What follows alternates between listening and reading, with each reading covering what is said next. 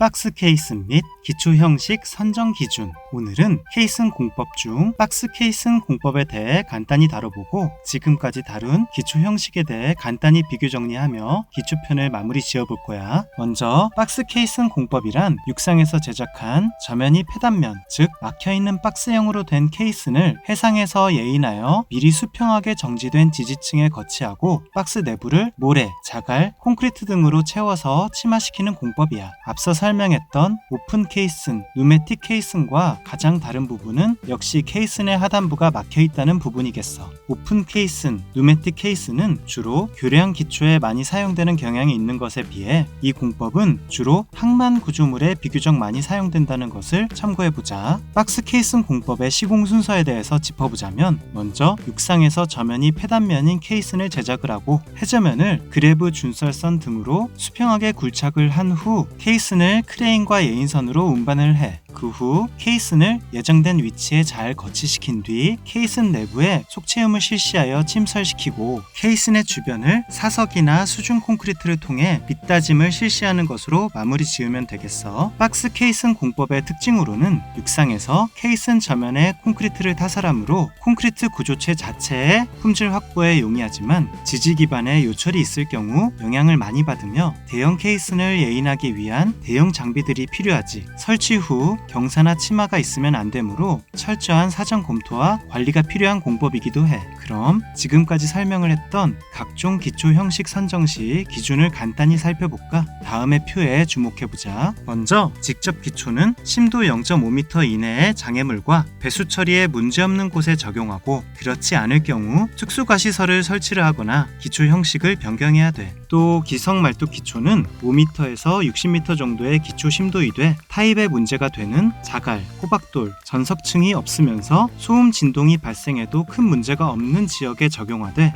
문제가 있는 경우 타입 공법 대신 내입 공법을 검토를 해보고 그마저도 여의치 않으면 기초 형식을 변경해야 돼. 현장 타설 말뚝은 심도 10m에서 60m 정도 깊이의 기성 말뚝으로 타입하기엔 인접 구조물에 대한 영향이 큰 지역에 적용을 하되 하천을 횡단하는 교량의 경우에는 희생 광관을 설치 후 내부에 현장 타설 말뚝을 시공하는 형식을 채택해야 하고 오픈 케이슨 공법은 심도에는 제한이 없고 하상이거나 지하수의 영향이 큰 지역에 주로 적용하게 되는데 채택 전 대구경의 현장 타설 말뚝과 경제성, 시공성을 비교하여 더 유리한 공법을 적용해야 하고 공기 케이슨 공법은 해당 공법 설명에서 한계 심도가 40m라고는 했지만 가급적 20m 이내의 심도에 하상이나 수상 등 특수지역 공정에 적용하는 것이 바람직하고 시공성이 복잡하고 작업자, 케이슨병 우려 등의 제한사항이 많으니 정말 특수한 경우를 제외하고는 적용을 배제하는 것이 좋겠어. 통상적으로 이 표의 가장 상단에 있는 직접 기초부터 가장 하단에 있는 공기 케이슨 순으로 우선순위를 두고 기초 형식을 검토하는 것이 통상적인 검토 순서임을 참고해두자. 그럼 기초편은 이렇게 마무리하도록 할게. 그럼 오늘은 이만 끝!